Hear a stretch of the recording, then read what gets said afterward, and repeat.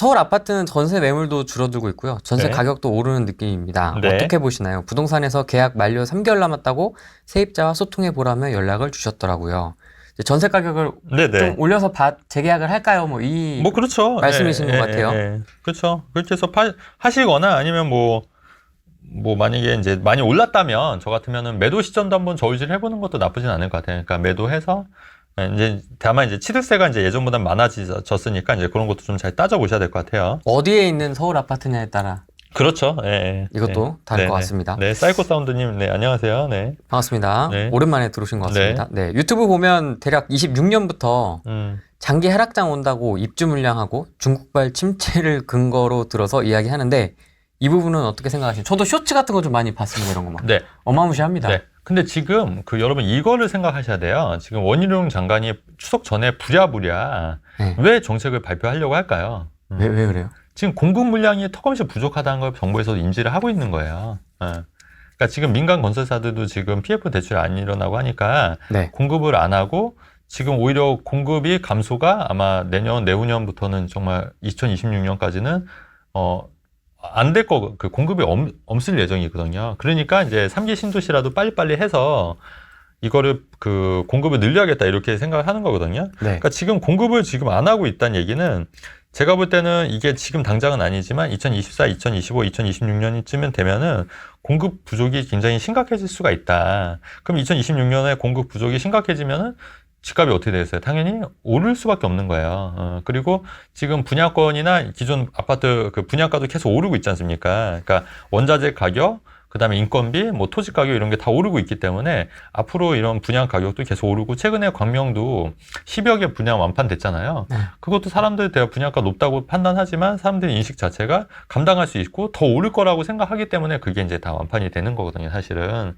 그렇기 때문에 이 분양 가격이 계속 오르고 가격이 오르기 때문에 여러분 그 2026년도에 부동산이 폭락한다? 아니, 그러니까 이렇게 이해하시면 될 것 같아요. 이 커피값이 이거 얼마죠, 이게 얼마였죠?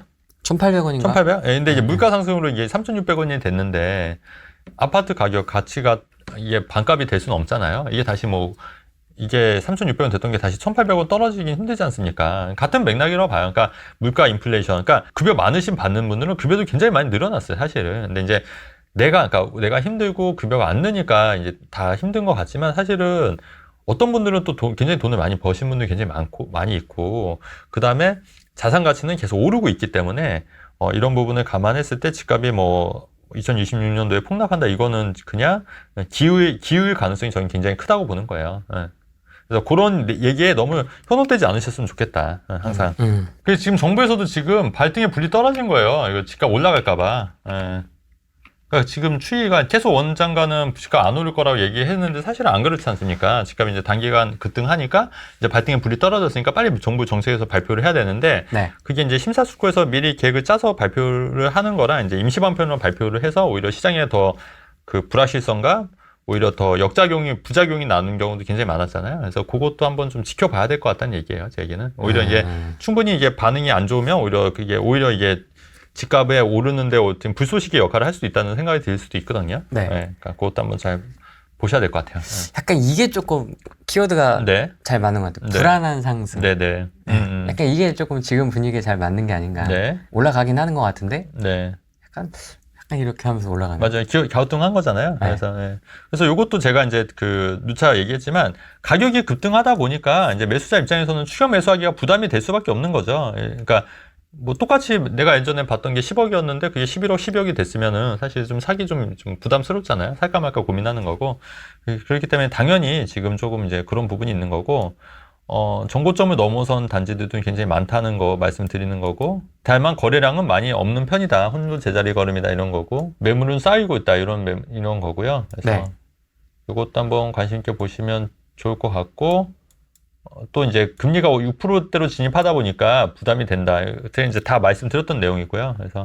그래서 이제 고준석 제2에듀 투자자문 대표는 대출 한도가 소폭 줄어들고 금리 부담도 남아있기 때문에 실수요자들을 관망하고 있는 상황이라며 가격이 계속 올라가면 실수요자들도 매수에 나서 거래량도 함께 상승할 가능성이 있다고 했다. 근데 이분도 보면은 되게 시장 참여 뷰가 약간 좀 시장주의적이잖아요. 고준석 대표님도 보면은. 그래서 저도 좀 비슷한 생각을 갖고 있거든요. 그래서 가격이 계속 올라가면 실수요자들도 나서고 뭐 거래량도 조금씩 상승할 가능성도 있다. 그래서 이 기사만 보고 너무 이제 그냥 부동산 또 다시 무조건 하락하겠네 이렇게 생각하는 것보다는 좀 추이를 관찰해 보면서 좀 내가 사고자 하는 지역에 금매가 있는지 이런 거 먼저 좀 체크해 보시는 게 더 나을 것 같다는 생각이 드네요. 강남 서초 재건축 재개발 입주 물량 터지면 네. 과연 강남 서초 쪽 하락이 나올까요? 그 부분을 폭락론자들이 들고 나오는 것 같습니다. 25년, 26년에 그 입주 물량이 몰려 있거든요. 강남 어디가 몰려있다는 말씀이세요? 강남? 그러니까 지금 1단지는 이제 올 연말에 이제 입주하는 거고, 사실 잠실 송파 헬리오시티 같은 경우에도 그때 뭐 2만 세대 입주하네 어쩌네 하면서 막 엄청나게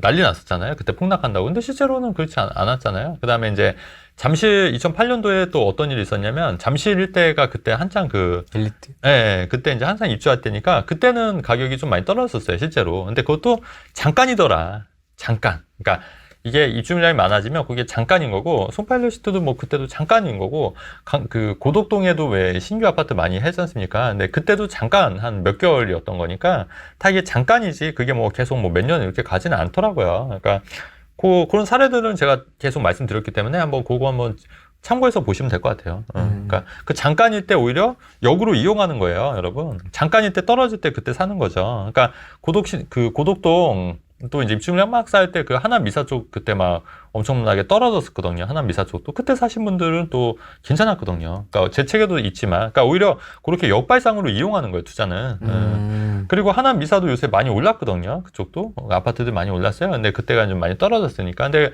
하남 미사가 오른 이유도 이제 9호선 연장도 이제 계속 이제 있는 거고, 지금 5호선 연장이 됐고, 또 하남 미사 쪽은 3호선 연장도 계획이 돼 있는 거예요. 그러니까 그런 이제 교통 호재들이 계속 나오기 때문에 그런 게 이제 현실적으로 되면 될수록 이제 가격은 오를 수밖에 없다 이렇게 보시면 되는 겁니다. 2010년에서 2013년 네. 서울 수도권 하락장 때는 어떤 식으로 투자하셨는지 궁금합니다. 그 전에 한번 다 말씀드렸었는데, 다 쓸 리가 없잖아요, 네, 영상을. 네. 이제 분당에 있는 소형 아파트라든가 뭐 가양동에 있는 도시개발 아파트 그런 데도 많이 올랐더라고요. 뭐 그런데 그다음에 이제 오산 우남주공 5단지라든가 뭐 강원도 동해 아파트라든가 뭐 이렇게 소형 아파트들 위주로 했었어요. 그리고 이제 오피스텔 투자 뭐 가양동에 뭐 우림 보보카운티라든가 뭐 안산 고장동에 이스타빌이라든가 뭐 그런 오피스텔에서 월세 받고 또 매매 차익도 좀 남기고, 그리고 그렇게 계속 투자했었는데 저는 나름. 근데 물론 이제 그게 뭐 몇천 띄기였죠, 몇천 띄기 그때는. 근데 이제 그때는 몇천 띄기도 나쁘지 않았으니까. 근데 그렇게 이제 투자를 그래도 끈을 놓지 않고 계속 하고 있었다.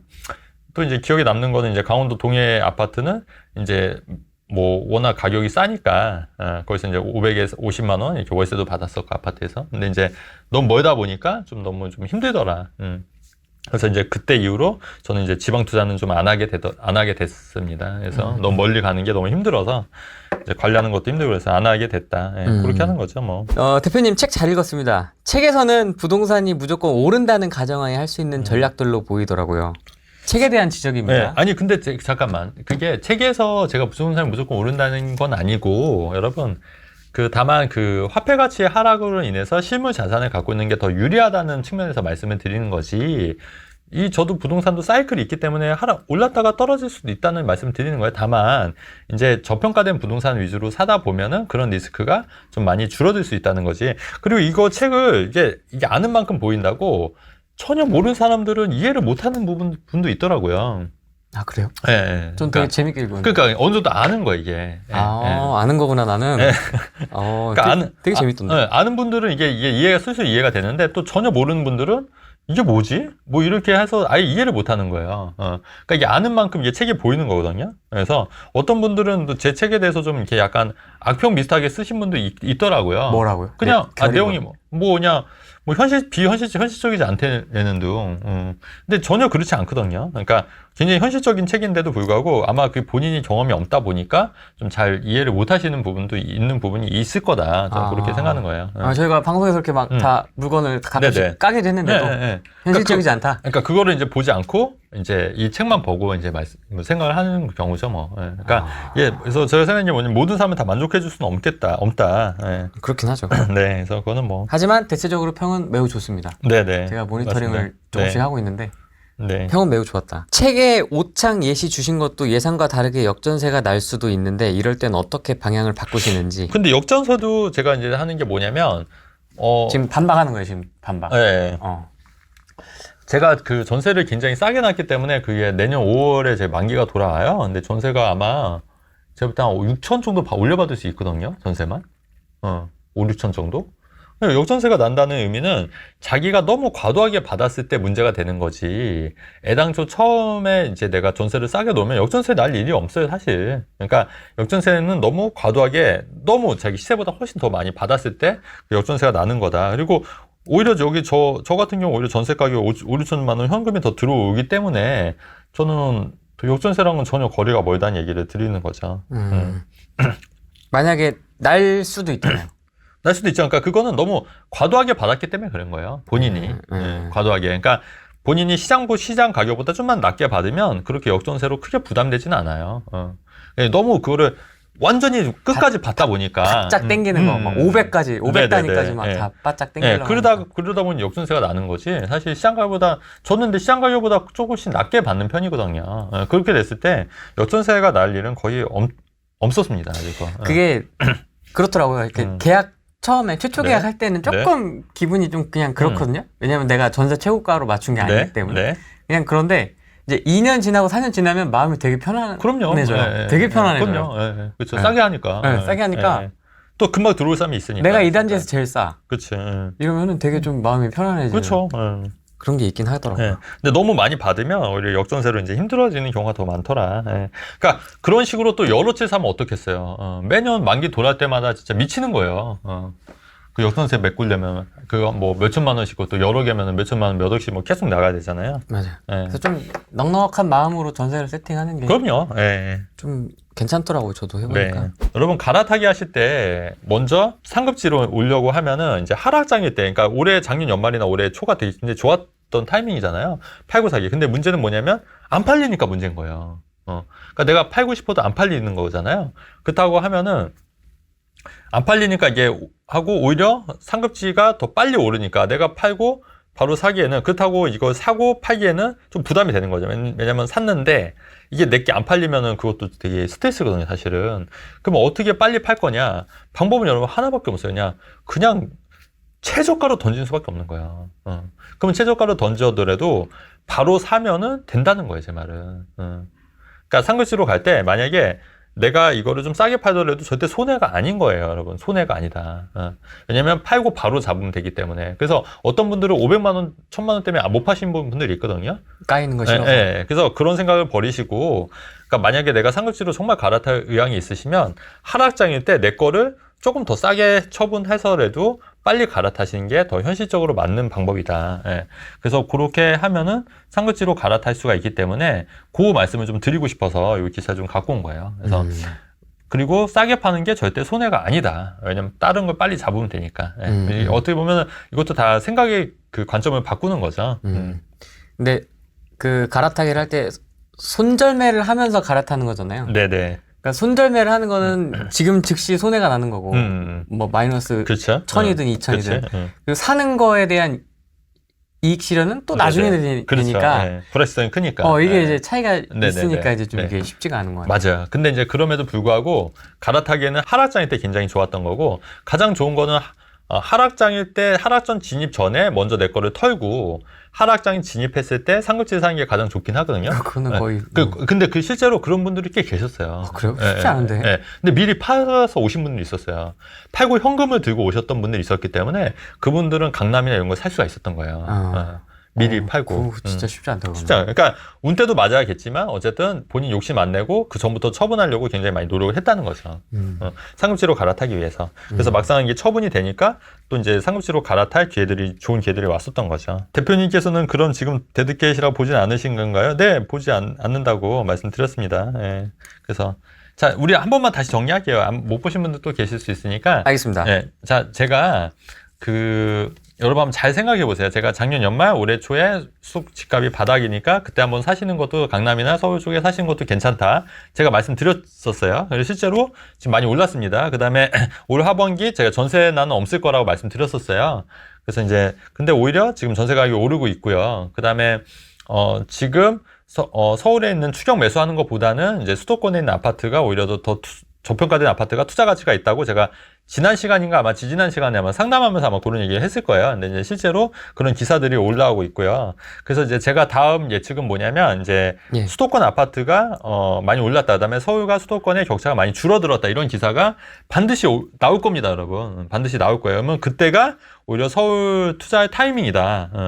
그렇게 이해하시면 좋을 것 같아요. 그래서 요 팁, 요것도 반드시 한번 기억하셔서 메모하셨다가 이거 꼭 박제해 주세요, 박제. 그래서 이런 기사 나오면. 근데 갑자기 생각나는 질문.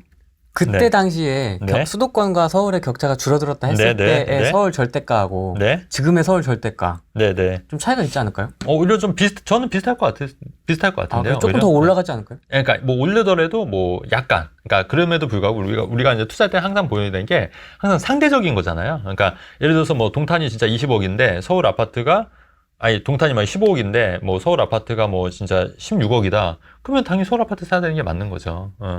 근데 그렇기 때문에 이게 상대적인 거기 때문에 이제 서울 아파트도 여기서 뭐 더 오른다기보다는 보합하거나 아니면 오르더라도 아주 약간 오를 수 있다. 그래서 이제 수도권 아파트가 좀 많이 오르면 그런 기사가 계속 나오는 시점이 오히려 이제 저는 또 역발상으로 서울 아파트를 사야 될 타이밍이다. 저는 그렇게 보는 견해인 거니까. 그리고 아까 아까 말씀드렸듯이 동탄 우리 20억짜리 뭐 거래됐다고 큰 평수 많이 거래됐다고 했을 때 이 동탄을 볼 게 아니라 아까 운정신도시 봐야 된다고 말씀드렸잖아요. 네. 그러니까 그런 맥락으로 우리가 항상 투자는 역발상으로 해야 된다. 역발상으로 해서 좋은 기회를 그래야지 좋은 기회를 발견할 수 있다. 그러니까 사람들이 다 동탄만 보면 뭐예요? 그렇잖아요. 이미 버스 떠났잖아요. 날라갔어요. 이미 날라갔어요. 그러면 이제 이미 동탄만큼 오를 지역을 찾는 게 관건인 거죠. 그랬을 경우에 같은 맥락에서 GTS A가 뚫렸을 때 동탄이 오른 거를 보면 운정신도시 오르는 것도 상상할 수 있는 거지 않습니까? 그렇기 때문에 그런 거를 잘 찾으면은 우리가 부동산으로 돈을 벌 수 있다. 이게 제 얘기인 거죠. 이거 서울 지금 보시는 분들한테 네. 좀 더 생각할 거리가 많아지겠는데요. 지금 서울을 지금이라도 잡을 것이냐, 아니면 나중에 서울하고 수도권이 붙었을 때 서울을 살 것이냐. 네. 저는 후자가 더 메리트가 더 있다는 말씀을 드리는 거예요. 이거 좀 생각해볼 그렇죠. 필요가 있는 것 같습니다. 다만, 이제 그럼에도 불구하고, 내가 이제 서울에 좀 실거주를 먼저 하고 싶다. 근데 그건 얘기가 또 달라지는 거예요. 투자 가치랑 전혀 다른 얘기잖아요. 그러면 그건 오케이. 실거주. 그리고 이제 서울 중에서도 진짜 내가 봤을 땐 정말 호재가 있어서 저평가된 적이 있을 수 있지 않습니까? 그러면 그건 서울 먼저 사는 것도 오케이. 그것도. 그러니까 그게 다 개별적으로 다 다른 거지. 그러니까 저는 이제 전체적인 큰 맥락에서 이제 큰 조언을 드리는 거지. 매크로적인. 그렇죠. 예. 서울 시장. 그럼요. 매크로의 관점에서. 근데 세부적으로 들어갔을 때 또 다양한 결론과 해석이 나올 수 있다는 말씀을 드리는 거예요. 알겠습니다. 오프 한 번 더 해달라고요? 저 힘들어요. 준비 개빡세요. 나중에 한번. 네네네. 왜냐면 또 대표님이 지금 계속 행사를 뛰고 계셔가지고. 네. 얼마 끝나지 않으셔가지고 지금 맞아요. 힘든 상태예요. 네, 지금. 네. 그래서 조금 정리되고. 네네. 정책 방향 잡히고 좀 분위기 나오면. 네. 그때 좀 한번 해보도록 하겠습니다. 네. 오늘은 여기까지 네, 하겠습니다. 그렇게 하겠습니다. 네. 고맙습니다. 네.